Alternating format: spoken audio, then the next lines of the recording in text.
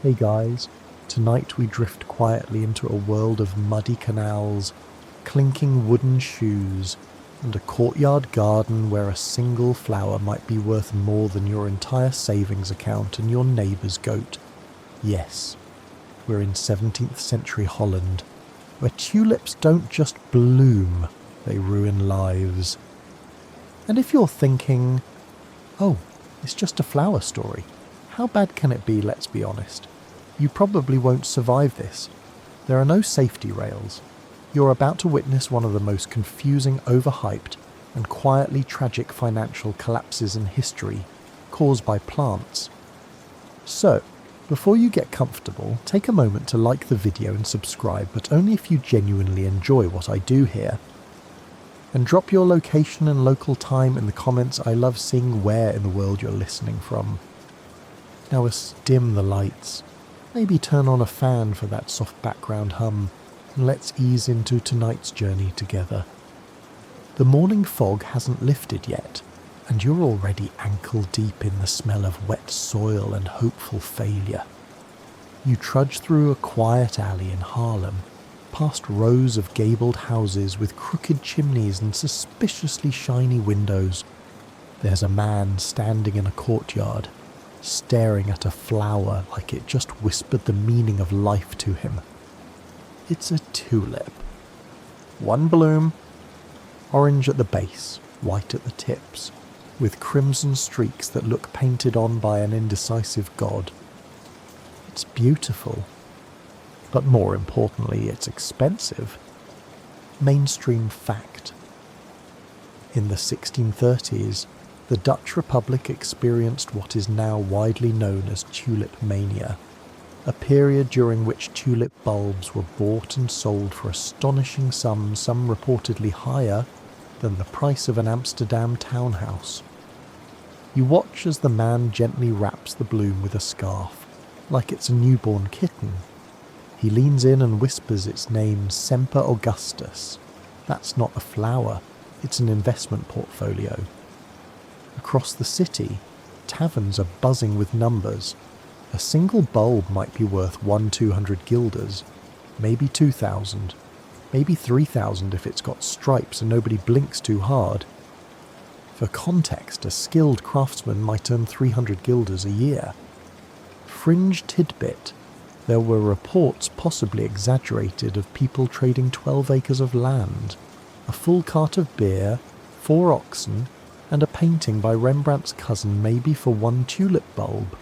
A bulb which, at this point, might still be in the ground.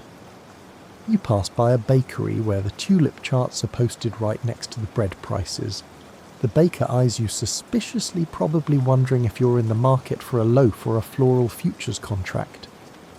Historians still argue whether tulip mania was truly a bubble in the modern economic sense. Some suggest the most outrageous stories were exaggerated by moralizing pamphlets or bitter satirists. Others believe it was one of history's first mass-market delusions, tulips as luxury, tulips as status, tulips as currency. You sit on a bench and stare at the canals, which look like long mirrors slicing the town in pieces. It's quiet, but you know, just behind those narrow brick walls, deals are being whispered, inked, promised. Bulbs changing hands, not just for coin, but for reputation. You're not just buying a flower. You're buying a name. You're buying into a story. And you already feel the twist coming, don't you?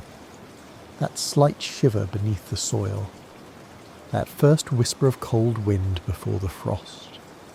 Yeah, but for now, the flower still stands. And the man in the courtyard, he's smiling like he owns the world. Because maybe, just for this moment, he does. You follow the scent of roasted herring and candle wax through a side alley until the canal opens up again, and there it is, a modest wooden door with iron hinges, swinging open just enough to let out a trail of muddy boots and very loud whispers. Inside, They're talking about the newest arrival to Europe's social scene, the tulip. Not just any tulip, though. This is the 1600s, and the flower is still a foreigner. Mainstream fact tulips were not native to the Netherlands. They were originally cultivated in the Ottoman Empire, what's now Turkey, where they symbolised paradise, perfection, and a certain level of elite garden snobbery. The name tulip may even come from the Persian word dulband, meaning turban, because of the flower's rounded, folded shape. You slip inside the room and sit near the back. A man is unrolling a faded map with dramatic flair, stabbing his finger at the eastern end of it. Constantinople, he announces, as if that explains everything, which, to be fair, it kind of does. It started with diplomats, always does. One Dutch ambassador to the Ottomans came home with tulip bulbs packed more carefully than his clothing. Then university botanists got interested, then private collectors, and then, of course, everyone else. Fringe tidbit. There are rumours slippery, unconfirmed, that one of the first tulips in Europe was actually stolen from an imperial garden, or smuggled in a boot, or hidden in a sack of dates. No one really agrees. Historians still argue whether the earliest shipments were authorised, or if tulip fever began with botanical theft. You peer over the shoulder of a thin merchant with ink-stained hands. He's sketching tulips with increasingly impossible names. Viceroy, Admiral Leafkins, Generalissimo. These are not names for flowers. These are names for horse lords. But that was the thing, the more exotic the name, the higher the price. You step out into the morning light and walk past the garden of a retired naval officer. His gate is locked, inside a single tulip, flanked by two enormous mirrors so that no matter which angle you look from, you see three. It's not about the plant anymore. It's about the performance. You begin noticing it everywhere now. Tulips in windows, tulips on embroidered handkerchiefs, tulips stitched into the hems of skirts, tulip graffiti, scratched into church benches and behind the alehouse. It's blooming, and it won't stop. You pass a market stall where someone's selling miniature paintings of tulips portraits. Really, because not everyone can afford the real thing, but they can still own the image. You spot one titled Broken Flame. It's a striped bloom, split into jagged streaks of colour that make it look like it's burning. Fringe tidbit broken tulips, the ones with those dramatic, streaked patterns, weren't bred on purpose. They were infected with a virus, later named the tulip breaking virus, which altered the pigmentation. At the time, no one knew. They just called them rare and valuable, and wildly beautiful. You turn the corner and there's a boy pushing a cart of manure past a house that just sold a bulb for more than his family's annual income. He doesn't look bitter, just amused. Because even then, some people knew it didn't make sense. A flower's still just a flower. But in this particular decade, in this peculiar pocket of the world, it was also a symbol, a gamble, and occasionally a disaster waiting to unfold. And right now, it's still rising. The colours are brighter, the names are fancier, and the promises are starting to sound like dreams in Debt's clothing. But we're not there yet. Not quite. For now, the petals are still perfect, and the world is pretending not to count how many are in bloom. You wander out of the alley and into a quiet courtyard just as the early sun slices across the cobblestones. There's a gardener on his knees, sleeves rolled up, hands deep in dirt. He's humming badly but softly, like he's trying to keep the tulip from overhearing. In front of him, rising from the dark soil, is a bloom unlike anything you've ever seen. It glows. Not in a magical way, just in a way that makes your eyes ache slightly from looking too long. Deep crimson slashed with white, a swirl of colours as if a candy cane and a blood orange had a heated argument. The petals curl slightly at the edges like they're shy. This is what people mean when they say tulip bit the moonlight. Mainstream fact. The first broken tulips, those streaked with variegated patterns, were considered marvels of nature. People had seen solid colours before, but these looked like something from a painting or a fever dream. Their appearance ignited intense demand, and their rarity made them the most coveted of all. You crouch beside the gardener. He gives you a sideways glance, then gently brushes the soil around the base of the bloom.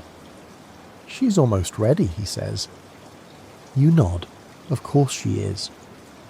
Her name is Gouda's Flame, probably, or Venus's Whimsy, or Super Deluxe Mystery Stripe Plus Ultra. Something dignified and silly at once. And she's worth well. More than the gardener's house. Probably more than the street. Fringe tidbit.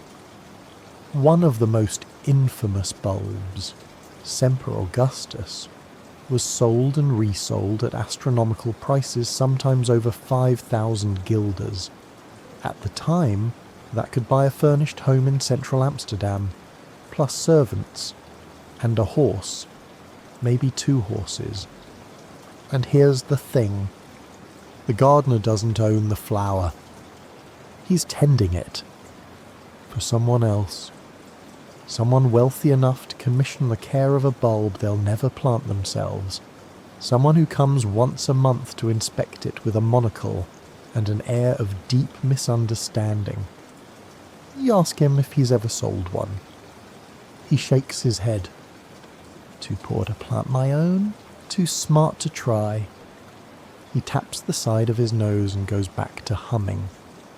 You stand and wander to the next garden. There you see rows of simpler blooms, reds, yellows, whites, still beautiful, still dignified. But no one writes songs about those. No one names their daughter after a plain yellow tulip. Historians still argue whether the obsession was about beauty, rarity, or social panic. Was this just conspicuous consumption in botanical form, or did tulips fill some strange void in a culture looking for something new to covet? You look back at Moonbite, or whatever this bloom is called. It sways gently in the breeze, completely unaware that it's now an asset class. Fringe tidbit. Some collectors began commissioning tulip paintings to show off their prized bulbs year-round. These were sometimes displayed like family portraits, except instead of a stern grandfather, it was Admiral Van Enkhuizen, 3rd bulb from the left. You leave the courtyard and pass a woman selling ribbons embroidered with tulip designs. She doesn't have any real ones, but she has the next best thing, a bit of the aura, for a few coins. She whispers, "They say a new one bloomed in Delft yesterday, purple with gold teeth." You raise an eyebrow. She shrugs. "I didn't say it made sense, I said it sold." And that's the mood right now. Doesn't matter if it's true. Doesn't matter if it's possible. If someone says a tulip looks like moonlight sliced by lightning, well, someone else is ready to pay for the description alone. Because the flower isn't the product anymore. The feeling is. You keep walking. The air smells like wet earth and ambition. And everywhere you look, petals are opening like mouths that don't know when to stop whispering. You drift down a narrow canal path where the buildings lean inward like gossiping relatives. Just past a cheese shop, a tavern door swings open, and out stumbles a man with a purple velvet scarf and a deeply questionable moustache. He doesn't spill his drink, but he does shout something about a striped tulip named after a general that just made him a man of stature. Inside, it's warm and thick with candle smoke, and the conversation hums like a beehive made of pride and botany. Everyone's comparing tulip names, bulb lineages, and who bought what from whom for how much. It's not a bar anymore, it's a floral bragging forum. Mainstream fact: by the early 1630s, tulips in the Netherlands had evolved far beyond their role as ornamental plants. They became status symbols, luxury items that denoted wealth, taste, and a kind of insider sophistication. Collectors competed to outbid one another, often more for the name and rarity than the flower itself. You sit down at the corner table, where a man in a doublet 2 sizes too small is lecturing 3 friends about the Admiral van der Eyck, a tulip with a subtle streak that only reveals itself after the 3rd day of bloom, if spoken to nicely. His friends nod as if this makes perfect sense. Across the room, a merchant is scribbling furiously on a napkin. He's calculating how many barrels of salted herring he needs to sell in order to buy one General Van Horn bulb. He's on barrel 18, and he's smiling.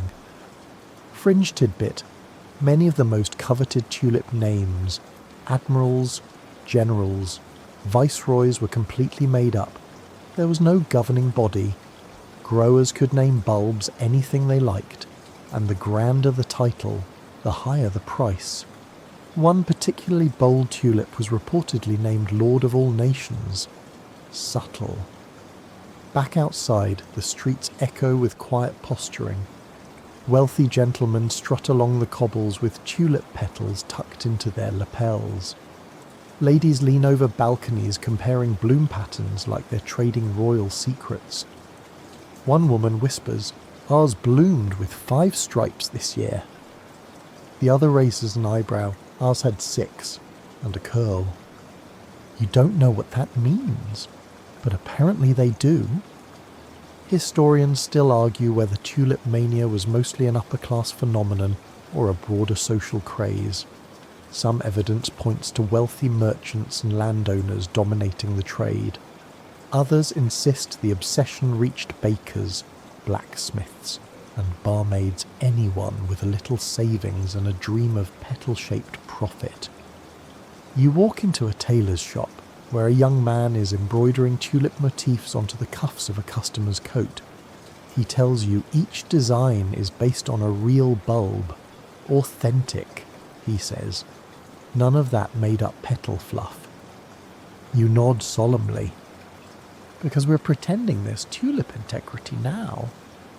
Fringe tidbit one Harlem broadsheet suggested that tulips could reveal a man's true social frequency, a term no one ever explained. People quoted it anyway. You wander to a bridge, where a pair of men are comparing tulip transactions the way people compare fishing stories. "I once sold a lac van Rijn for a goat, a violin, and a promised song," one says. "And did he sing it?" the other asks. "No, the first sighs. He moved to Rotterdam." You stand quietly, looking at the water. There's something beautiful here, yes, even in the madness. Not just the flowers, but the way people crave beauty so much they'll measure themselves by it. You're not sure when the bragging turned to betting, but you're certain it did. And now the petals aren't just delicate, they're competitive. The flowers don't care, but the people... They're about to make tulips the most ambitious plant in Europe. You pass under a crooked wooden sign etched with the words "Bloemen en boterhammen," flowers and sandwiches, and step into a tavern that smells like wet parchment, pickled eggs, and a little bit of desperation. It's quieter than most. The air is thick with thought. At a table near the back, 3 men huddle over a single parchment sheet. There's no flower in sight, just a drawing. A tulip sketched in rich, dark ink, its petals striped like lightning bolts. At the bottom, a name, the Sworn Viceroy, and a price 2,500 guilders. The catch: the bulb doesn't exist yet. Mainstream fact. As Tulip Mania grew, people began trading not the flowers themselves, nor even the bulbs, but promises. These futures contracts guaranteed delivery of specific bulbs at a later date, often months away. The bulbs were still underground or hadn't even bloomed yet, but their projected beauty and therefore value was already being bought and sold. You slide onto a bench and watch them haggle. One man, with greasy curls and half a tooth, insists the price will double once the bloom is seen. Another, stroking his chin like it owes him rent money, warns that too many Viceroy drawings are circulating. What if they all look the same, he mutters. You resist the urge to ask what happens if none of them bloom at all. But of course, that's the risk. Fringe tidbit. Some contracts were written so vaguely that no one really knew what they'd bought, just a bulb of the admired sort, or a streaked bloom of good esteem. It was like ordering a sandwich and getting a poem instead. You step outside again and cross the canal to the warehouse district. The real money isn't in gardens anymore, it's in ledgers, quills, and whispers behind doors that don't quite close.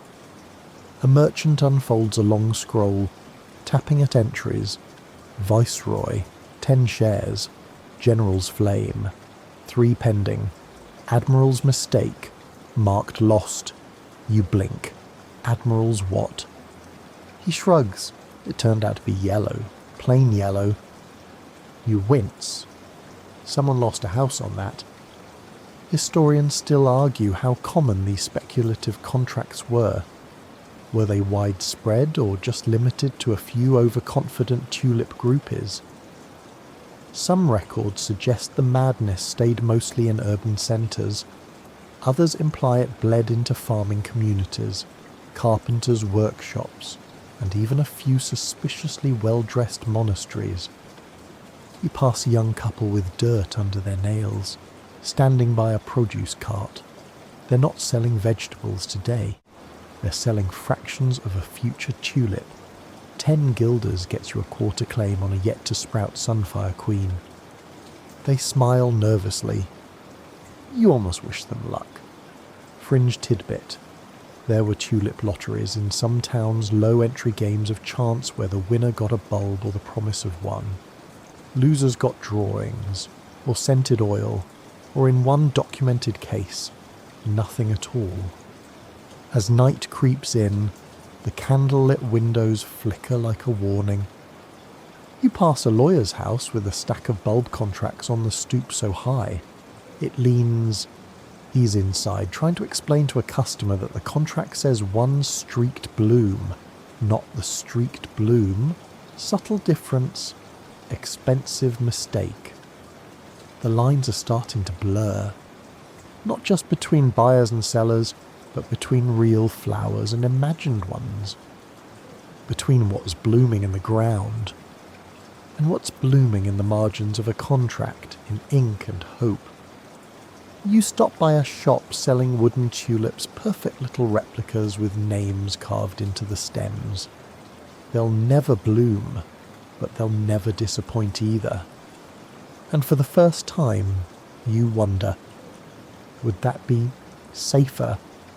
Because this world of paper promises and botanical ambition, it's growing faster than anything that's actually in the soil. And the roots, you don't see those. Not yet. But they're twitching. You wake to the sound of rain tapping on the shutters and someone, somewhere, yelling about onions. You pull on your coat and shuffle outside, drawn by the unmistakable buzz of a market morning, except this one doesn't smell like fish or turnips. It smells like wet parchment, bruised pride, and the faint perfume of expensive dirt. Because today, you're visiting the flower auction in Alkmaar. And it's not being held in a fancy hall or merchant's courtyard, it's happening in the back room of a tavern, next to the firewood pile and under a painting of a goat that looks legally suspicious. Mainstream fact tulip auctions during the height of Tulip Mania were often informal and conducted in taverns or other public meeting places. Bulbs were rarely present instead.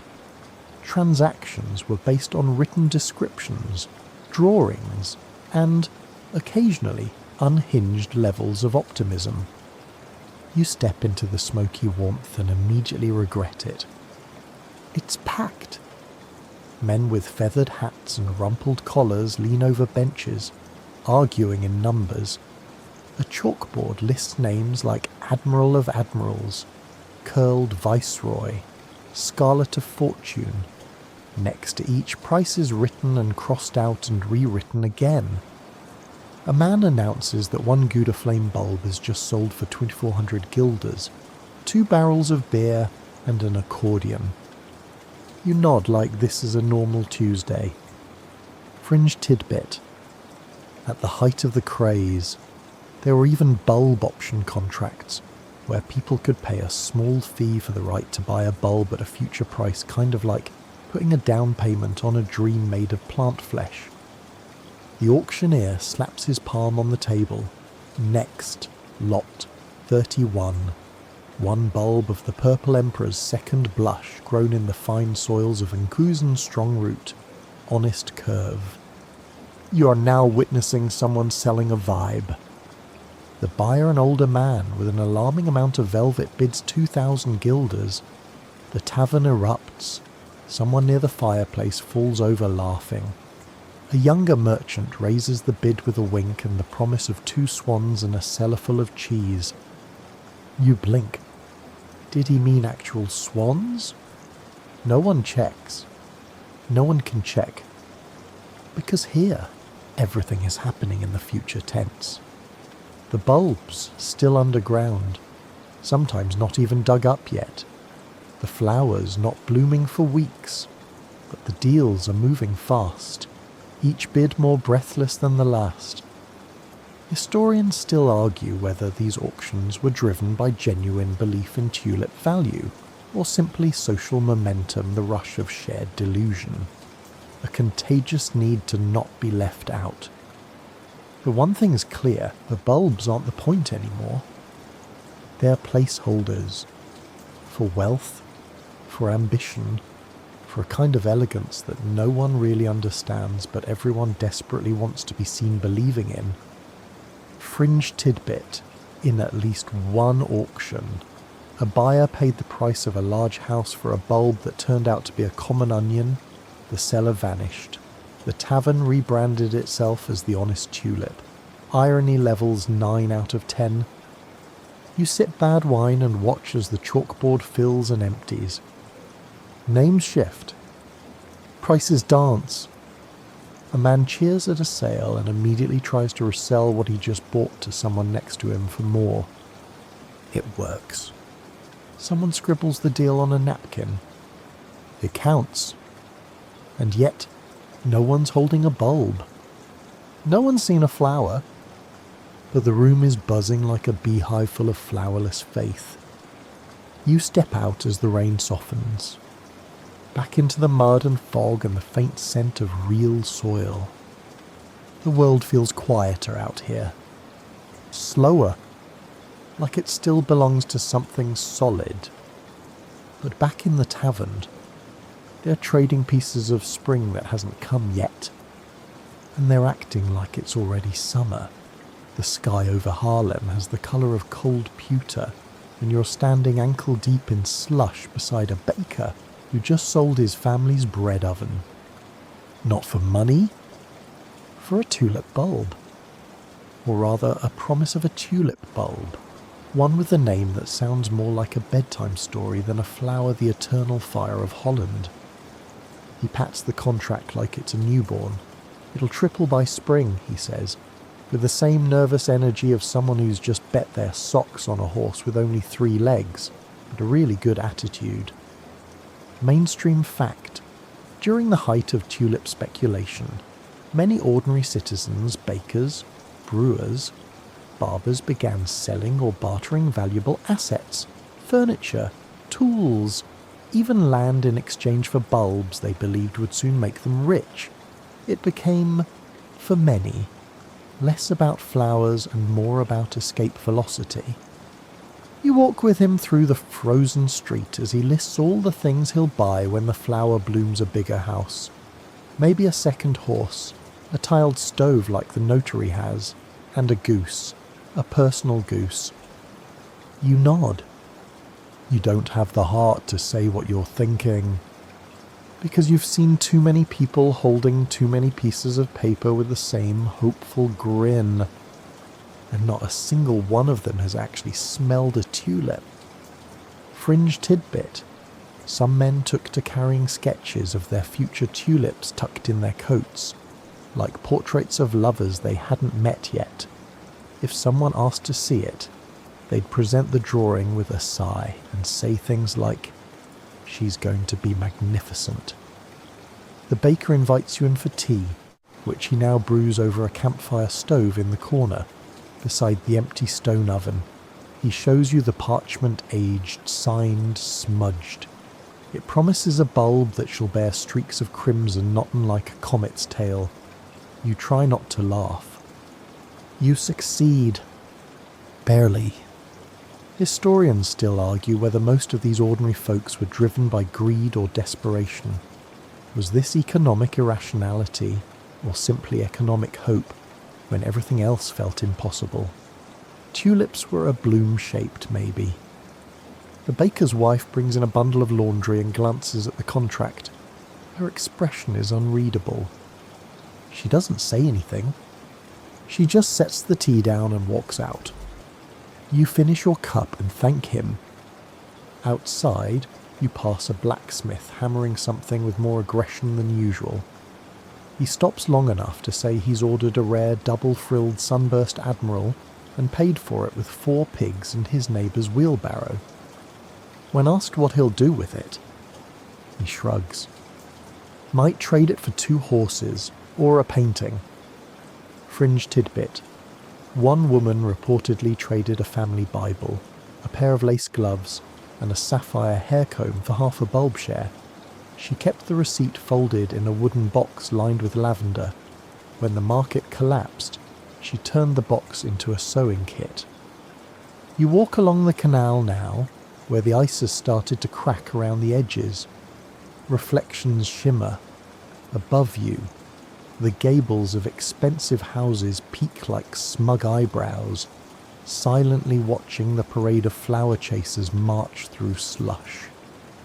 And you wonder, is this hope? Is this madness? Is there even a difference anymore?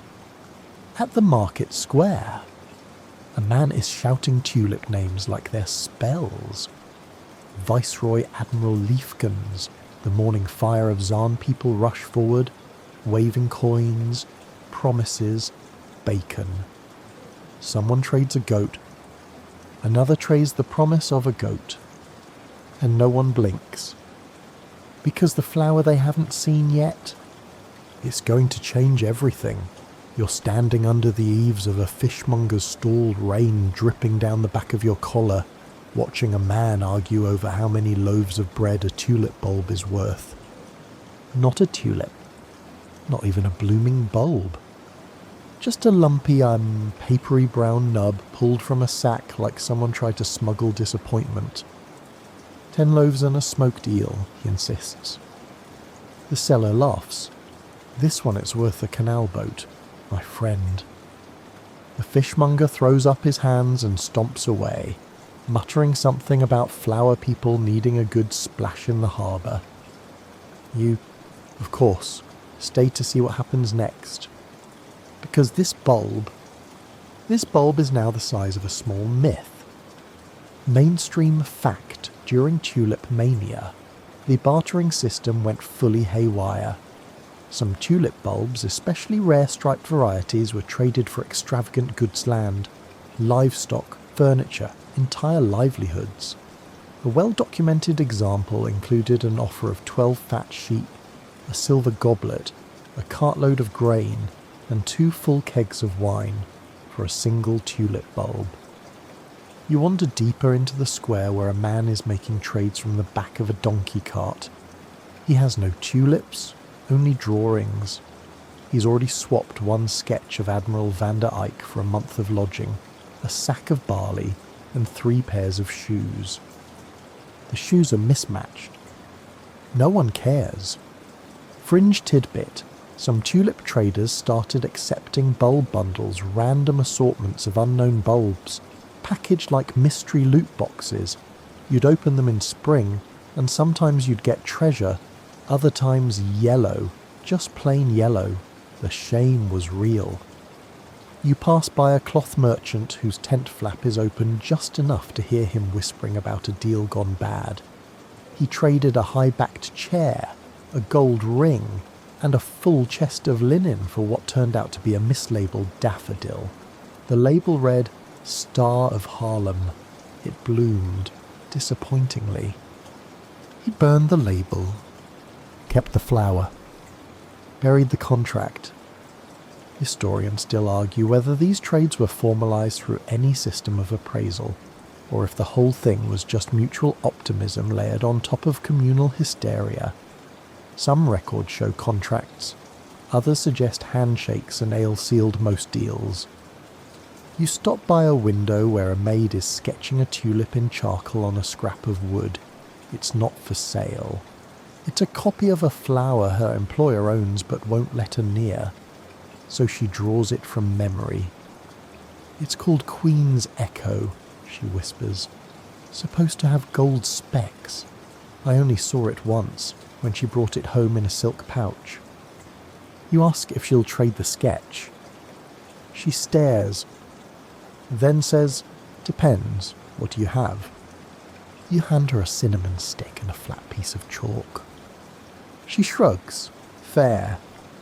Fringe tidbit: some people collected only the names of tulips. They had no bulbs, no drawings. Just long, meticulously copied lists of the most poetic or outrageous tulip names. These name books were traded like treasure. One man was rumoured to sleep with his list under his pillow. You pass a bakery that's closed early. A sign hangs crookedly. Gone to buy a tulip. The door's locked, but the smell of burnt crust still hangs in the air like a reminder flour can't beat fantasy. At a nearby bridge, a boy tosses small stones into the canal, counting them aloud. 10 stones for the Viceroy, he says. 15 for the Admiral. 32 for the Painted Lady of Utrecht. You don't ask where he got the numbers. You already know they don't matter, because none of this is about value. It's about belief. About what people are willing to give up for the chance that a bulb will bloom just right. You walk home past houses with pawned curtains and sold-off porches, people making tea over smaller fires, chickens gone, dogs confused. The luxuries now live underground, in beds of soil and paper promises. And tomorrow, someone will trade an entire dining set for the royal blush of Enkhuizen. Because if it blooms like the drawing says, there'll be a king. You duck into a cramped studio, the kind that always smells faintly of turpentine, damp linen, and quiet disappointment. The ceiling leaks in 3 places. A cracked window frames a view of the canal that looks beautiful if you squint just right and don't think too hard about the smell. And there he is. A painter. Bent over a stretched canvas, brush in hand, painting a tulip he's never seen. Mainstream fact. Many Dutch painters of the era were commissioned to create tulip portraits, detailed botanical illustrations meant to preserve and advertise rare bulbs. But some artists, unable to afford the bulbs themselves, painted from memory, rumour, or imagination, hoping to one day earn enough for a real flower. He's covered in flecks of paint and last night's sleep. His palette is all reds, whites, ochres, You notice how careful he is with the stripes, each curve measured like it might be judged in court. The tulip he's painting, it's called the Burning Admiral. He's never seen one, only read about it. Fringe tidbit artists in Amsterdam were sometimes paid in bulb shares rather than coin. One such painter reportedly completed 12 tulip portraits and received, instead of money, a box of soil and a handshake. You ask him if he wants to see a real one. He waves a hand dismissively. What's the point? By the time I could afford a bulb, it'll already be sold to someone's cousin in Leiden and bloomed itself into myth. You ask if he's ever tried painting anything else. You shrug. Nobody commissions potatoes. There's a bitterness there, but not deep. It sits on the surface like a cracked glaze. You walk past his other works, rows of ghost tulips, names scrawled in the margins, Semper Augustus, Sun's Fingerprint, Moonlit Van Tromp, all flowers he's painted from hearsay and envy. He pauses, brush mid-air. Want to hear something funny? You nod.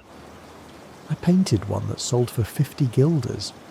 The man who bought it came back a week later and asked for another, because the bulb he traded for turned out to be garlic.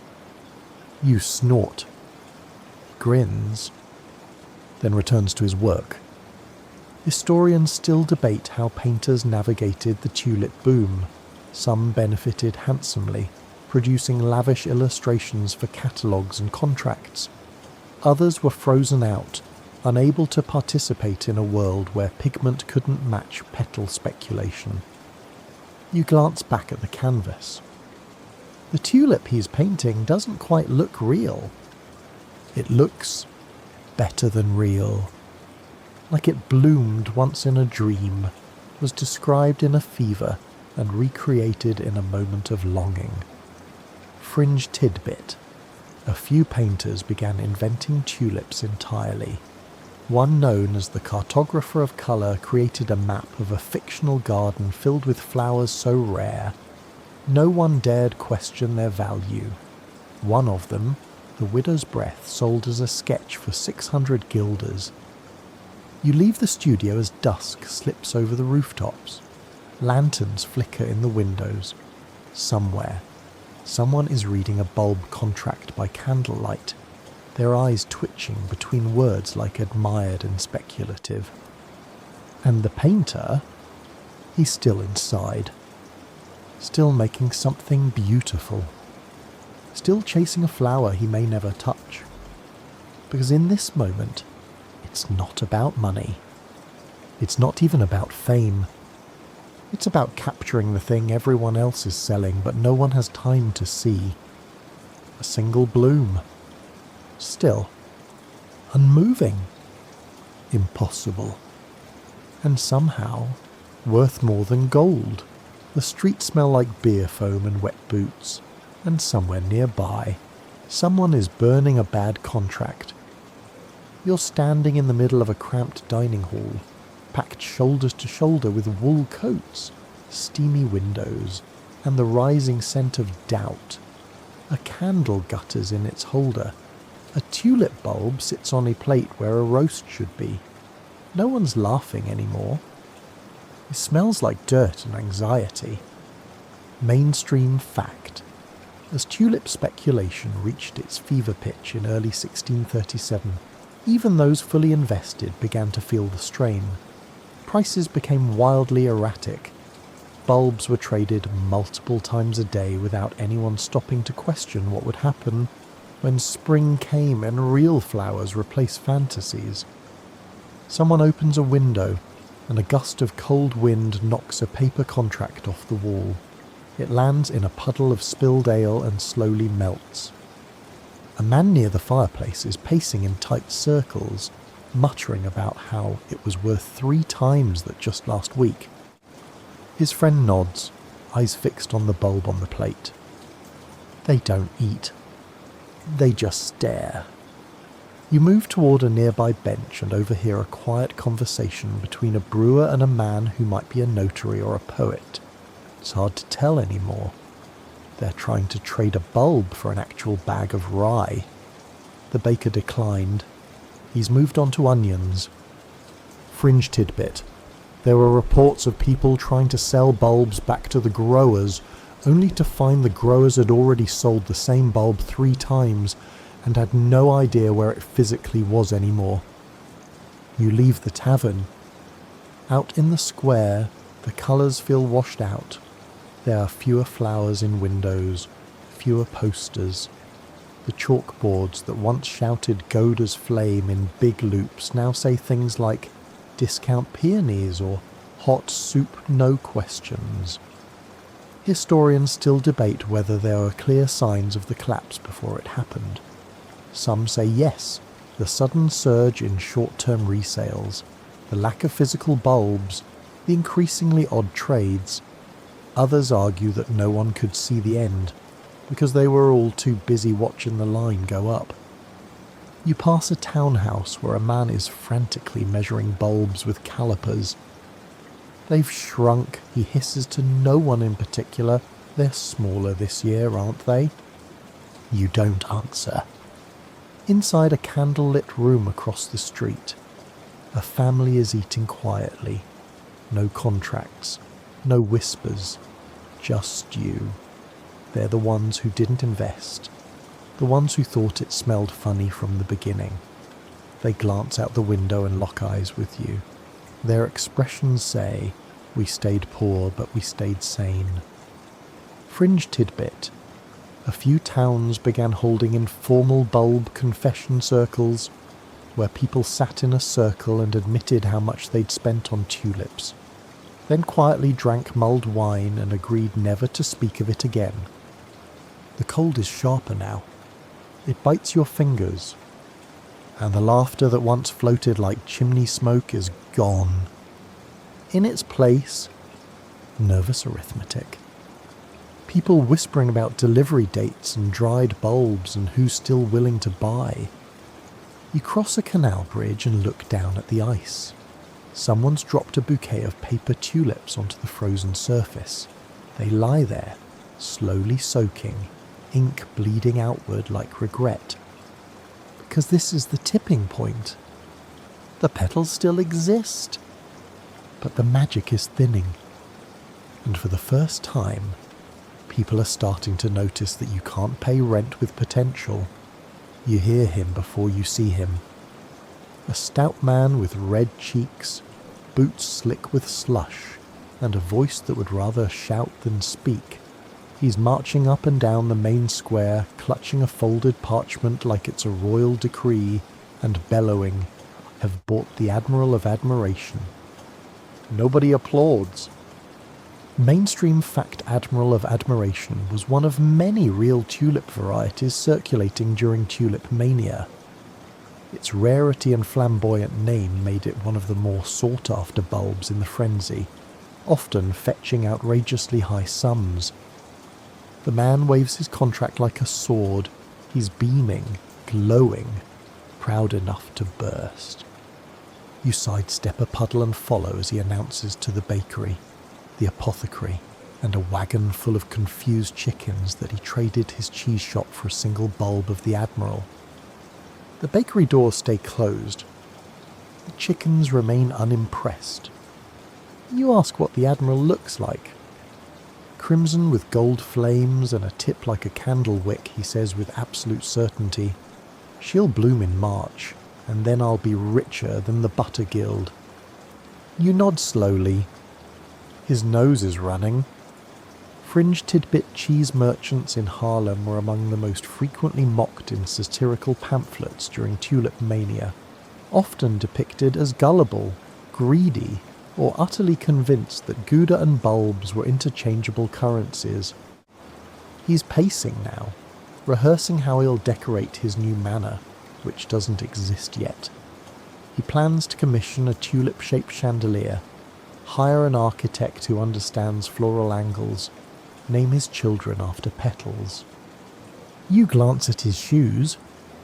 They're cracked, and he's missing one glove. Historians still argue whether the stories of merchants selling shops for bulbs are exaggerated. but transaction records do show that bulbs like the Admiral of Admiration sold for the modern equivalent of tens of thousands of dollars, sometimes more. And all this for a flower that, in most cases, would bloom for a week. You leave the cheese man to his delusions and duck into the Weaver's Alley, where a group of neighbours is having a quieter, tighter conversation. He did what? Sold the press, the whole shop. For a bulb? It hasn't even surfaced yet. Lord, preserve us. They fall silent as you pass. You don't blame them. The tension now is sticky. You can feel it clinging to doorways, leaking through chimney smoke. The man who bought a dream is walking like a prince, but behind him, the town is tensing. Fringe tidbit. Some towns held secret votes to decide whether to pretend a tulip market crash hadn't happened just to avoid social chaos. Others quietly agreed to forget certain deals, like collective historical amnesia applied with a broom. You catch up to the Admiral's new owner near the fish stand. He's trying to pay for smoked herring with a copy of his contract. The vendor leans over the counter and says very gently, "Paper doesn't taste like fish." The man blinks, then folds the parchment, tucks it into his coat, and walks away with pride still intact if slightly dented. Because the beauty of the dream hasn't cracked yet. But you can hear it creaking, like a roof beam groaning under fresh snow. The bulb isn't even out of the ground, and it's already the centre of his universe. But the market is wobbling. There are whispers now, of buyers who won't answer doors, of tulips that don't look like they're sketches, of contracts scribbled too hastily for too much by too many. You pass a shop window where someone has written in chalk no bulbs, no trades, just bread. It's oddly comforting. You stand there a moment longer, watching your breath fog the glass. And in the reflection, you see a man holding a tulip dream too tightly, walking into a world that's already changed. You're back in the tavern, the one with the warped floorboards and the goat painting that never looks quite the same twice. But the mood tonight, it's not buzzing, it's buzzed. The air is thick, not with excitement, but with that slow, sagging weight of too much hope gone quiet. A woman in a velvet bonnet sits in the corner, holding a folded paper contract like it's a love letter that stopped making sense. She doesn't open it. She just stares. Because today was supposed to be the big auction, a gathering of Harlem's most flower-mad citizens, eager to outbid one another on bulbs they'd never seen, names they could barely pronounce, and dreams that had already been carved into daydreams and debt. Mainstream fact. In February 1637, during what was expected to be a major tulip auction in Harlem, no one showed up to buy. The bids fell silent. Prices plummeted. It marked the abrupt collapse of the speculative tulip market and triggered what historians now consider the bursting of the first recorded economic bubble. You take a seat on a bench still warm from someone who gave up. A man beside you has removed his hat and placed it carefully on the table, as if that will soften what's coming. No one bid, he mutters, not a single offer. You glance around. Half the tavern is full of paper contracts, sketches, crumpled promissory notes. Some of them line the floor like dried leaves. Others are burned at the edges, tucked behind candle holders, shoved under plates like coasters that remember better times. Fringe tidbit after the Harlem auction collapsed. People scrambled to renegotiate or void their contracts, pleading illness, confusion, or simply pretending they'd never agreed to anything. One man claimed he thought Admiral Van Horn was a cheese, and his contract was a very elaborate grocery list. A merchant near the bar tries to trade a General Van Enkhuizen for a half pint of beer. The barkeep squints at him. "You got anything real?" The merchant says nothing, just folds his paper and tucks it in his sleeve like a secret that no longer wants to be told. You walk outside. It's snowing softly now, big, quiet flakes that don't want to land, just hover. You pass a flower stand that's closed, the painted sign covered in cloth. This stand used to sell portraits of bulbs, etched in ink, coloured by hand. Now there's nothing, just a crate full of actual bulbs, small, dusty, onion-like things with frayed roots and no glory. One rolls onto the street. No one stops to pick it up. You find the baker again, the one who sold his oven for the eternal fire of Holland. He's sitting on a bench, coat buttoned wrong, staring at a bulb in his lap like it owes him an apology. "Still think it'll bloom, you ask?" He doesn't look up, just whispers, "It better." Historians still argue how devastating the collapse truly was. Some say it ruined lives and drained entire savings. Others suggest the damage was more contained, affecting a few overly ambitious traders, while the rest of society looked on, mildly embarrassed. Fringe tidbit in at least one town. After the market fell apart, someone organised a bulb ball, a mock celebration where everyone wore paper flowers and pretended nothing had happened. No one laughed, but everyone danced. You pause near the canal. The water reflects the dim yellow lights of a city returning to normal. The fever has broken, but the chill remains. Behind you, someone tears a contract in half. Another person tries to sell a bulb for soup, and for the first time in months, the streets are quiet. No shouting about admirals, no bidding wars, just snow and bulbs, and a silence that says the bloom has faded. And all that's left is the dirt. It's the next morning, and the sky is trying its best to look innocent. You trudge along the canal path past empty market stalls, wet paper scraps clinging to your boots.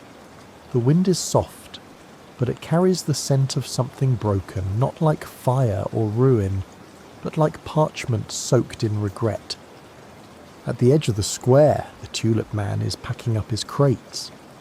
Not selling. Returning. Mainstream fact. After the tulip market collapsed, efforts were made to return bulbs or annul contracts, but confusion reigned. Many buyers disappeared, sellers refused refunds, and entire neighbourhoods quietly buried their losses, sometimes literally, by planting the bulbs just to avoid looking at them. You walk past a shop that used to sell tulip illustrations for a few silver coins apiece. The windows are dark now. Someone has written "No more blooms" in the condensation with a shaky finger. Inside, a boy is tearing the pages from a tulip ledger and using them to feed a weak fire. Fringe tidbit. There were reports of children playing tulip auction games in the aftermath, pretending to outbid each other for broken flowers. One rule: you had to shout "Fool's bloom" before the game ended, or you weren't allowed to pretend again for a week. You stop at the corner bakery, the one that was once gone to buy a tulip. The doors open again. Inside, the smell of rye and ash. The baker sees you. "Bread," he says simply. You buy a loaf. No talk of bulbs, no fire-coloured petals, no admiral of anything. Just bread. Historians still debate how the tulip crash affected the broader Dutch economy. Some claim the impact was minimal, confined to a few foolish traders. Others argue it left behind a cultural scar, one that made people suspicious of speculation, paper promises, and expensive plants. You pass a wall where someone has chalked a tulip bloom, crossed it out, and written underneath "Back to onions." A child nearby is humming a tune about Admiral Van Regret. You smile, just a little. You turn onto a quieter street, the kind where people nod but don't speak. You can feel the shift here, fewer silk sleeves, fewer scrolls. People carry fish, firewood, not contracts. A man sweeping his stoop looks up. Cold one today. You nod. He squints. You didn't lose too much, did you? You shake your head, only faith in human priorities. He grins. Ah, that grows back. Fringe tidbit. Some communities held mock trials for tulip bulbs. A man would dress as a judge, others as witnesses, and they'd put the bulb on trial for fraud. Verdicts included sentence to soup and planted with prejudice. You pause by a canal and watch as a boat passes, low and quiet. It carries barrels of salted fish, bundles of rope, a single jug of wine and not a single tulip. Normal cargo. Honest cargo? You breathe. It feels different. Lighter. Less floral. Behind you, a cart clatters by. A farmer waves from the seat. No flowers today, he shouts, just carrots. You wave back. And just like that, the spell is broken. The petals that once whispered promises of wealth and wonder are now just plants. The bulbs will still bloom, but only as flowers. Not fortunes. Not futures. Just a bit of colour in spring, with no price tag. No contract. No crowd. You're sitting on a bench made slick with morning dew, watching two pigeons argue over a breadcrumb and thinking about how ridiculous it all was. A flower. A flower. You chuckle softly to yourself, not because it's funny, well, okay, a little because it's funny, but mostly because it feels like waking up from a dream where everyone was wearing powdered wigs and screaming the word Admiral at vegetables. Mainstream fact. After the tulip crash, satire flourished. Pamphlets, songs, and crude woodcut prints circulated throughout the Netherlands, mocking those who lost fortunes. The tulip craze became shorthand for foolishness. A cautionary tale passed from pub to pulpit to grandmother's lap. Across the square, a group of workers is replanting bulbs in a public garden. Nothing fancy now, just red and yellow ones, the kind no one names after dukes or war heroes, just tulips. A child watches them plant. No bidding war, no applause. Just a small hand in the dirt pressing down a bulb. Fringe Tidbit 1 satirical pamphlet titled The Tulip Fool depicted a man literally turning into a flower, roots bursting from his shoes, petals blooming from his hat. The caption read, "He watered his wallet and the rain came anyway."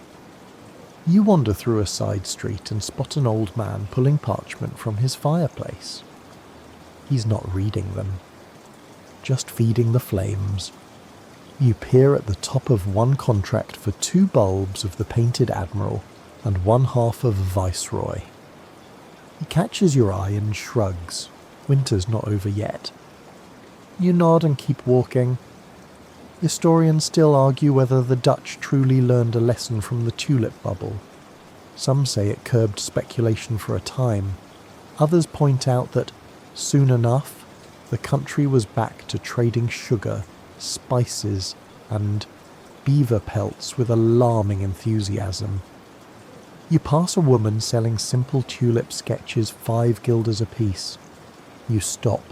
You ask if they're real. She grins, as real as you want them to be. You buy one anyway. Not for profit.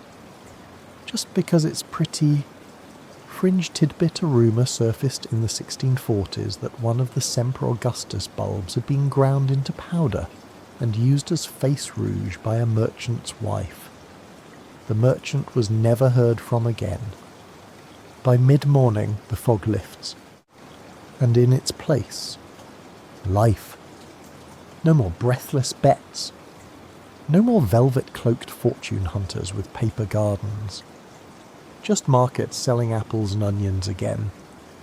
You pass a window where a bulb sits in a cup of water.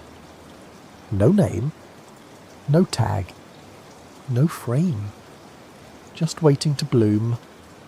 You smile, because the madness is gone. But the flower remains. It never asked to be a symbol. Never wanted to be a currency.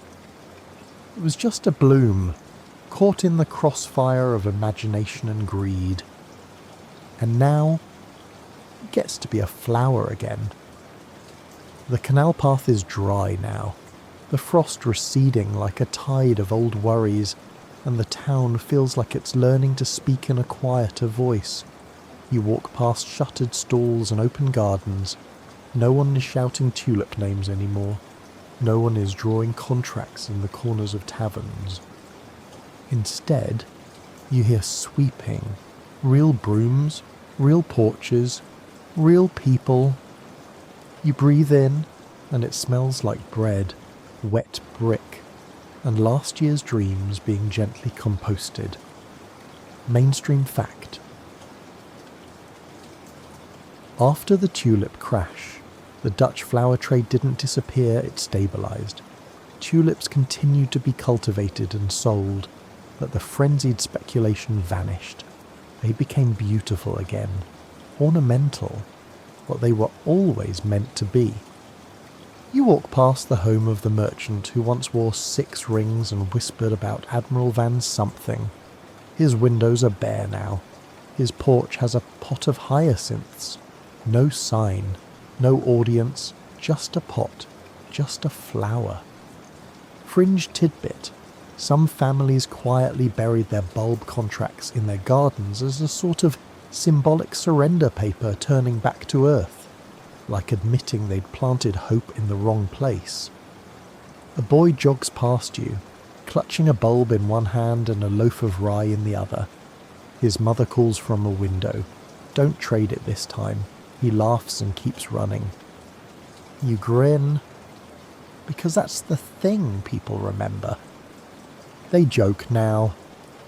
They nudge each other gently with, "Remember when you sold your boots for that purple tulip that turned out to be a beet sort of energy?" And somehow, that remembering makes everything feel safer. The flowers are blooming again, small ones, plain ones. The kind that cost a day's wage if you're feeling generous. The kind that show up because they want to, not because someone promised you a manor and a goose.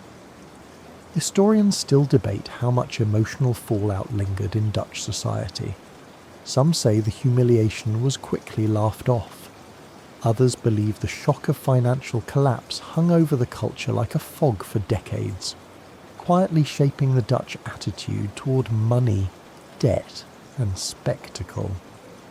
You stop by a wooden bench overlooking the canal. An older woman is knitting beside a basket of yellow bulbs. You ask her what they're called. She shrugs. They're just tulips.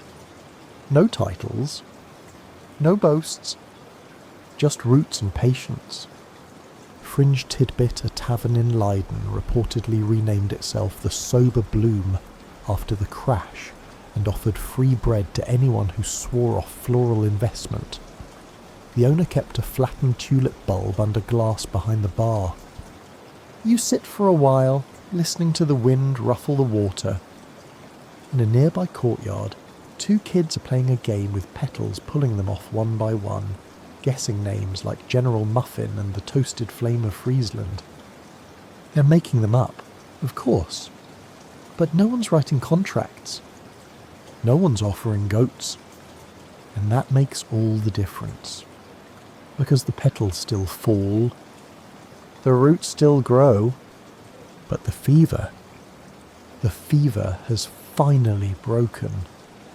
You're walking the winding path beside the Haarlem archives now, and the smell of ink and dust creeps out through the shutters. A stack of old ledgers sits in the windowsill, sun-bleached and sleepy. If you flip one open, you'll find names Admiral Leifkens, Semper Augustus, Viceroy, Café au lait. But today, the ink seems less sharp, less urgent, more like a fading whisper than a shout. Mainstream fact: after the mania ended, Dutch historians and pamphleteers began collecting records, contracts, and anecdotes from the tulip frenzy. These early documents formed the basis of what would become one of the most cited speculative bubbles in financial history, the cautionary tale that never dies. Inside, the archivist shows you a wooden drawer full of bulb contracts, each folded like a love letter written in a dream. Most are unsigned. Some are stained with candle wax. One smells like onions. These, he says softly, are what remain of a very short century. You blink. A short what? He smiles. A century of thought that lasted about 6 months. Fringe tidbit. Some of the tulip contracts were so elaborate they included not only the buyer, seller, and bulb name, but poetic descriptions of imagined blooms, delivery instructions for spring, and even ceremonial language like, "for the glory of the garden." You sit in the reading room while sunlight slants through warped glass. On one page, someone scribbled a marginal note. "It bloomed, but I never saw it." You wonder if they meant the flower or the wealth. Outside, life has completely returned to its non-floral rhythm. You hear hammering, someone fixing a roof, a fisherman calling down to a boy with a bucket, a woman sweeping her stoop and humming something about goats and admirals in a minor key. You head back toward the tavern street, now oddly cheerful. The pub once known as the Honest Tulip now bears a fresh sign, the broken petal. Beneath it, the tagline, "Bread before bulbs." You step inside. It's warm again, familiar. But this time, the talk isn't about flowers. It's about harvest dates, boat schedules, and a recent card game scandal involving a bishop, 2 sailors, and a rather smug goat. Historians still argue why the tulip story became such an enduring parable. Was it the absurdity, the speed, the fact that people dared to dream so big about something so delicate? Or maybe it's because it revealed a truth too honest to ignore. Value is a story we agree to believe in, and sometimes we forget who started telling it. Fringe tidbit. In the years following the crash, Amsterdam published several illustrated children's books warning against flower folly. One of them featured a villainous tulip that lured children into debt and turned their parents into windmills. You smile at the image. Then you glance across the room and spot a single tulip in a jar on the bar. It's just red. No stripes. No title. A flower. That's it. And no one's bidding on it. They're just admiring it quietly, fully, without expectation. You sip your drink and watch the flame of the tulip dance a little in the breeze from the door. This is how it begins again. Not with greed, with gratitude. For the simple, miraculous fact that a flower blooms at all. A cart creaks past you loaded with muddy root vegetables and smelling of honesty. The driver hums a tune with no lyrics. Just the kind of melody that fits a world slowly sewing itself back together.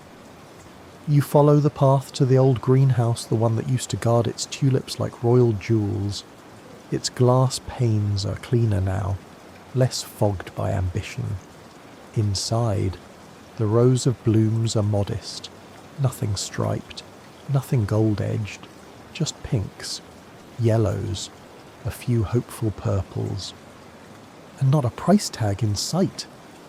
Mainstream fact after the crash, the Netherlands did not abandon tulip cultivation. In fact, It refined and professionalised the trade.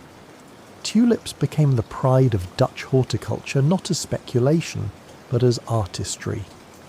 Haarlem remained a centre for bulb growing, eventually leading to the globally admired Dutch flower industry we know today. You peer inside and see an elderly gardener with a trowel in one hand and a smudge of soil on his cheek. He doesn't glance up. He's humming something that sounds like the wind moving through a garden. You lean against the frame of the door and watch. No charts, no contracts, just the slow and sacred act of planting. Fringe tidbit. Some families who lost everything during Tulip Mania kept growing tulips, not for profit but out of a quiet sense of ritual. One widow was said to plant a single bulb each year on her husband's grave, whispering still beautiful, even now. You walk among the beds, hands behind your back, like someone pacing through forgiveness. A young girl waves at you from between two rows of blooms. "These ones are moon kisses," she says. "I named them." You smile. Good name. They cost one smile and one song. You laugh her and she takes that as payment. Historians still debate whether the emotional recovery was as quick as the economic one. Was trust in markets rebuilt overnight, or did it take years, generations, even for people to believe in value again? What's certain is that beauty never stopped blooming. You kneel beside a row of young plants. The bulbs are barely peeking above the soil, but already you can sense the shape of spring to come. Fringe tidbit. A small gardening journal in Utrecht began publishing tulip poetry in the 1640s. Every issue featured a bulb sonnet. Some were anonymous, some were bad. All of them were tender. You leave the greenhouse and step into a sun that finally feels sincere. The city is alive again, not with frenzy, but with rhythm. Shutters clatter. Shoes tap. A broom brushes gently at the steps of the notary's office, where, months ago, men once fought over the price of the flame-lipped Duke of Haarlem. Today, that same notary is sketching a dandelion in the margin of his ledger. You pass him. He nods. No more admirals, just a flower.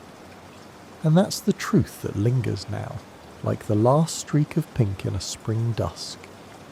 The flower was never at fault. The petals never promised anything. It was always us. We were the ones who whispered fortunes into petals, who built towers on stems, who mistook bloom for guarantee. And now, with the frenzy faded, the tulips are free again.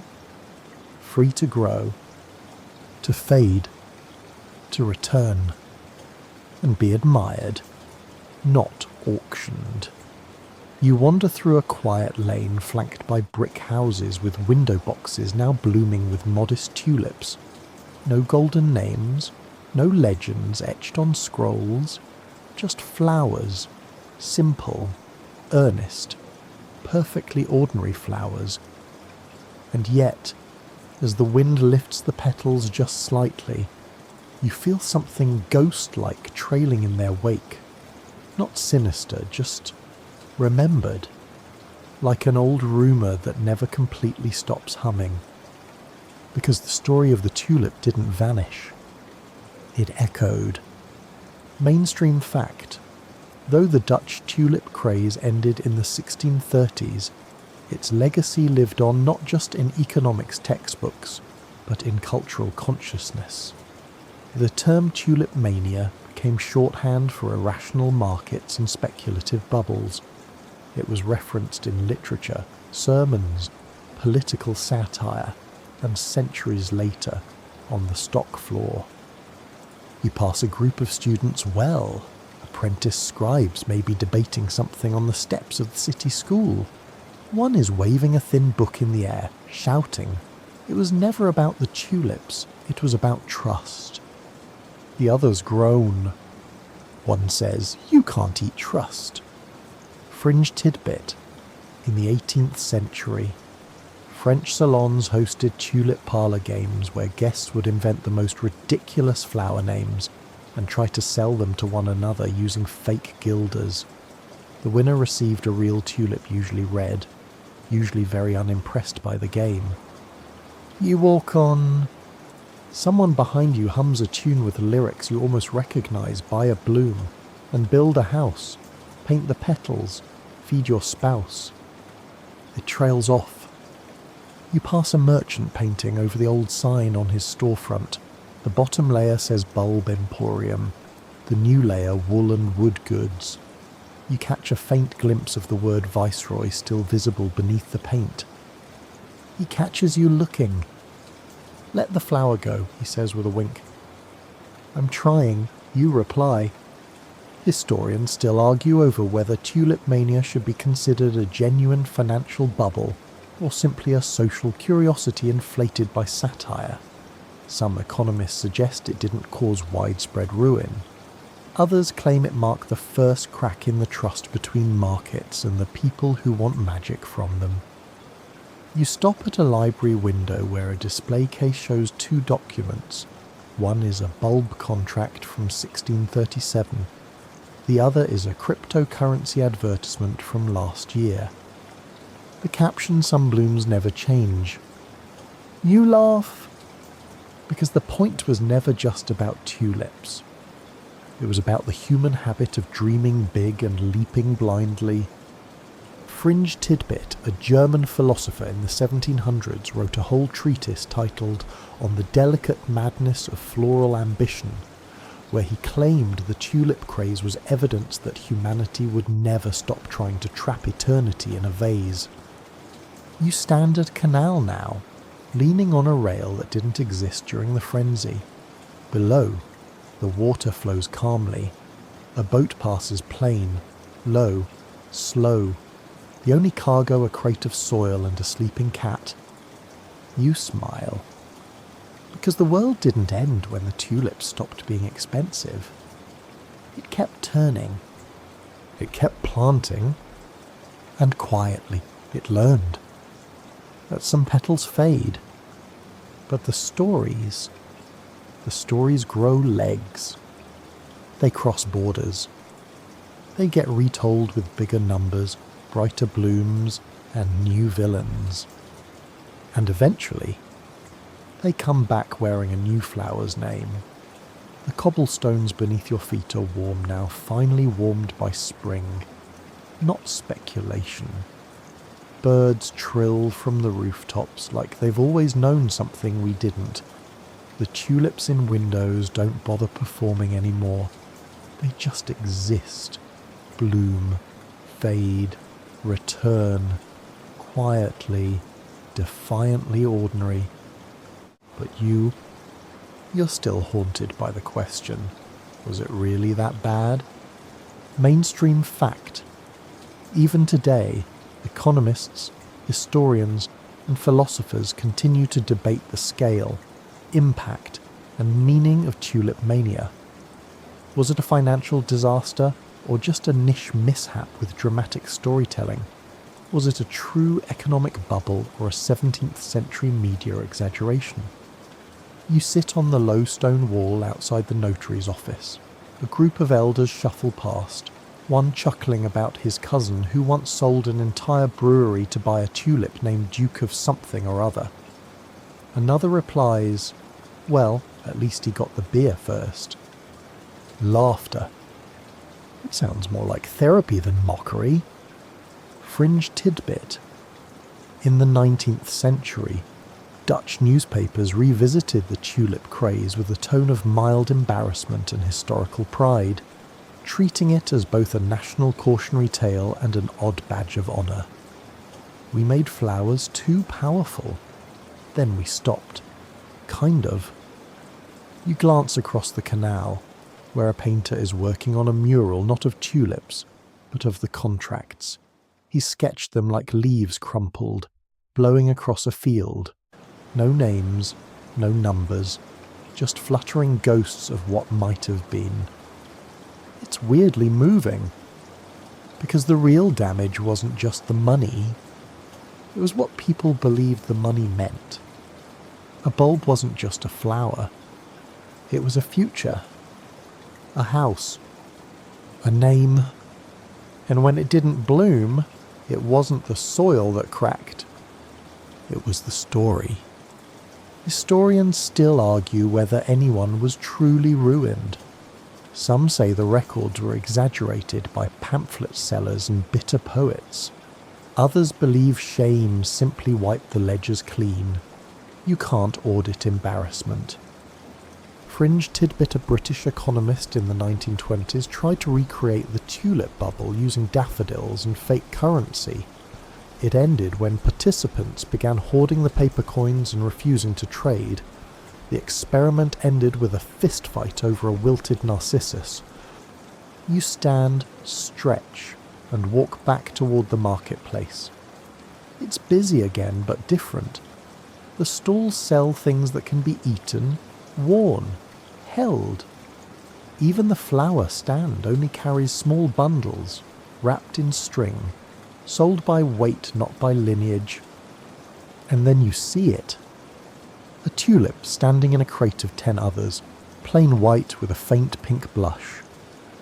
The seller catches your eye. No titles, she says, just tulips. You nod. It's all they ever were, and yet somehow also everything.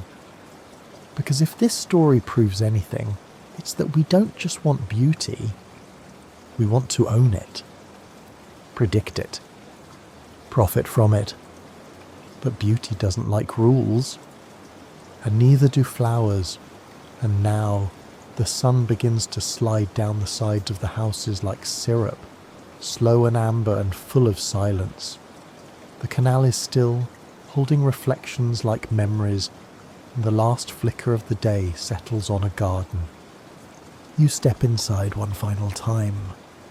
No gate, no fanfare, just rows of tulips swaying in the soft breeze, glowing like low lanterns lit for no one in particular. No signs, no prices, no admirals, just flowers. Mainstream fact. In the decades that followed Tulip Mania, the Netherlands became home to one of the most respected and stable horticultural economies in the world.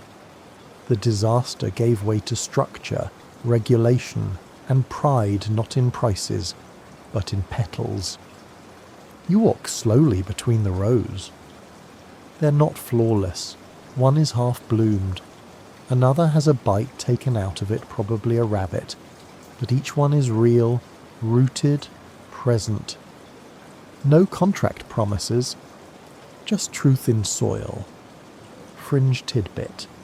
In the mid-1600s, a Harlem schoolteacher began requiring his students to grow tulips as a lesson in humility.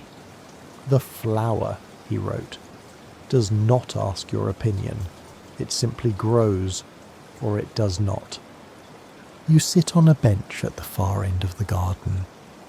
No one's here, and yet you feel accompanied by every whisper, every sketch, every merchant who once believed in a bloom that could buy a castle, and every quiet soul who just wanted to see one open. Historians still debate what truly collapsed in 1637. Was it the market, or just belief?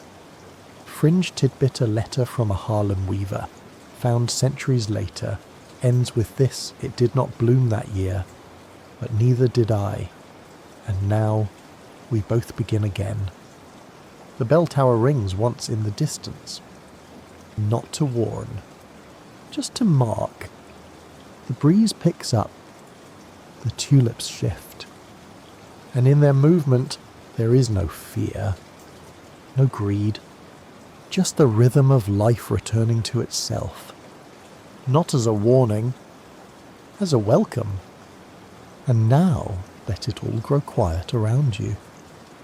The blooms, the names, the deals struck with trembling hands under flickering candlelight, let them fold like petals at dusk, closing not from shame, but from rest. Let your breath follow the rhythm of a garden at peace. Not striving, not selling, just being. You've wandered through the strange world of a flower that wore too many costumes, that was asked to be more than it ever meant to be. You've seen people dream with reckless beauty and fall with equally beautiful grace, and in the end, you've found something softer than fortune. You've found the bloom that doesn't need to be renamed, the bulb that opens in its own time, the soil that forgives. Outside your window, somewhere in the dark, something small is growing, not for fame, not for gold, just for the sky. Let that be enough. Let your thoughts unfurl like tulip leaves, slow and green and sure. Let the stories fall away and the silence rise. There is no bidding now, no admiral to impress, only you, and a garden that never asked you to prove anything. Rest here. Feel the weight leave your chest, like the final page of a tale you didn't know you needed. The flower is asleep. The paper is ash. The past is soft. And the night is yours.